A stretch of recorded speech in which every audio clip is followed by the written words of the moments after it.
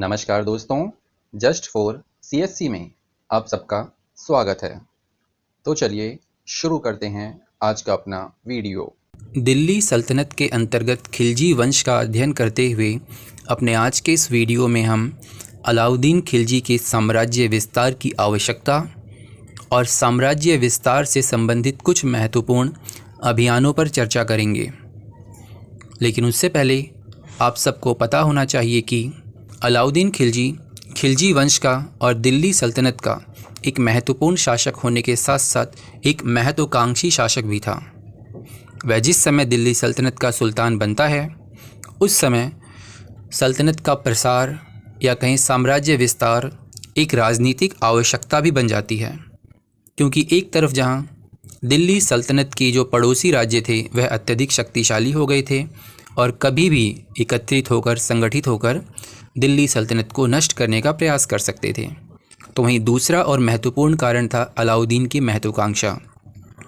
अलाउद्दीन भी पहले के शासकों की तरह ही विश्व विजेता बनना चाहता था और अधिक मात्रा में धन एकत्रित करना चाहता था। यह दोनों ही कारण थे जिसके कारण 14वीं शताब्दी के आरंभ में क्षेत्रीय विस्तार को गति मिली। अलाउद्दीन खिलजी के साम्राज्य विस्तार को हम दो भागों में बांट सकते हैं, एक उत्तर भारत के क्षेत्र और दूसरा दक्षिण भारत के क्षेत्र। इन दोनों ही क्षेत्रों पर नियंत्रण करने के लिए, इन पर अभियान करने के लिए अलाउद्दीन खिलजी ने अलग अलग नीतियों का सहारा लिया। जहां एक तरफ उत्तर भारत के क्षेत्रों को जीतकर उन्हें दिल्ली सल्तनत में मिला लिया गया, तो वहीं दूसरी तरफ दक्षिण भारत के क्षेत्रों पर अलाउद्दीन खिलजी ने अप्रत्यक्ष नियंत्रण की नीति अपनाई, क्योंकि दक्षिण भारत पर अभियान करना, इन पर विजय करने का अलाउद्दीन खिलजी का एकमात्र उद्देश्य अधिक मात्रा में धन एकत्रित करना था।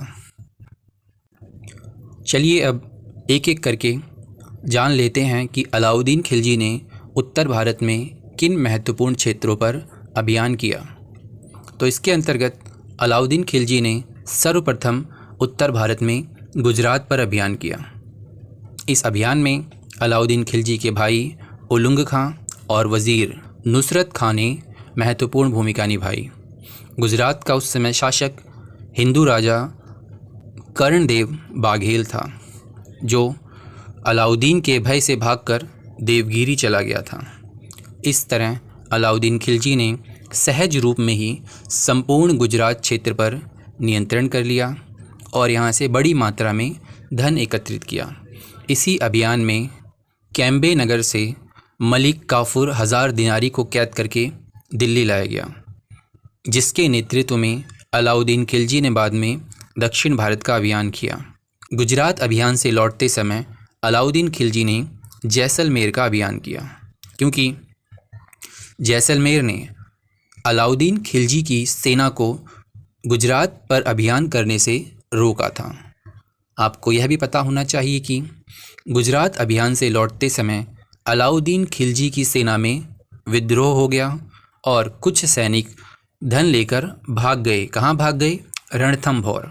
तो जब अलाउद्दीन खिलजी ने उस समय के रणथंभौर के शासक हामिर देव से कहा कि भागे हुए सैनिकों को वापस कर दे, तो अलाउद्दीन की इस मांग को रणथंभौर के शासक हामिर देव ने अस्वीकार कर दिया। अतः अलाउद्दीन ने स्वयं रणथंभौर को घेर लिया और अंततः 1301 ईस्वी में रणथंभौर पर भी अधिकार कर लिया। इसके बाद बात आती है अलाउद्दीन के उत्तर भारत के सबसे महत्वपूर्ण और सबसे चर्चित अभियान चित्तौड़गढ़ की। उस समय चित्तौड़गढ़ का शासक राणा रतन सिंह था। इस अभियान में अलाउद्दीन के साथ अमीर खुसरो भी था, जिसने इस पूरे आक्रमण या कहीं अभियान का विस्तृत विवरण उपलब्ध कराया है। अलाउद्दीन की वैसे तो चित्तौड़गढ़ से कोई दुश्मनी नहीं थी, लेकिन फिर भी ऐसा कहा जाता है कि दो महत्वपूर्ण कारण थे जिनके परिणाम स्वरूप ही अलाउद्दीन खिलजी ने चित्तौड़गढ़ पर आक्रमण किया था। पहला कारण चित्तौड़ की रानी पद्मिनी और दूसरा चित्तौड़ का सामरिक महत्व।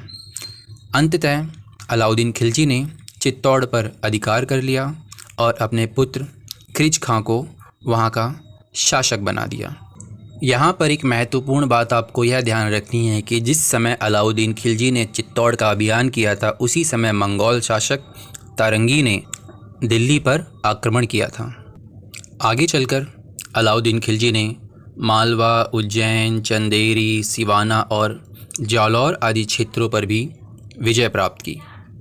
इस प्रकार हम कह सकते हैं कि अलाउद्दीन खिलजी के समय में उत्तर भारत में केवल कश्मीर, बंगाल और पूर्व भारत के क्षेत्रों को छोड़कर बाकी संपूर्ण उत्तर भारत अलाउद्दीन खिलजी के नियंत्रण में था। तो इस प्रकार अपने आज के इस वीडियो में हमने जाना अलाउद्दीन खिलजी के उत्तर भारत से संबंधित महत्वपूर्ण अभियानों के बारे में। अपने अगले वीडियो में हम बात करेंगे अलाउद्दीन खिलजी के दक्षिण भारत के अभियान के बारे में। Thank you.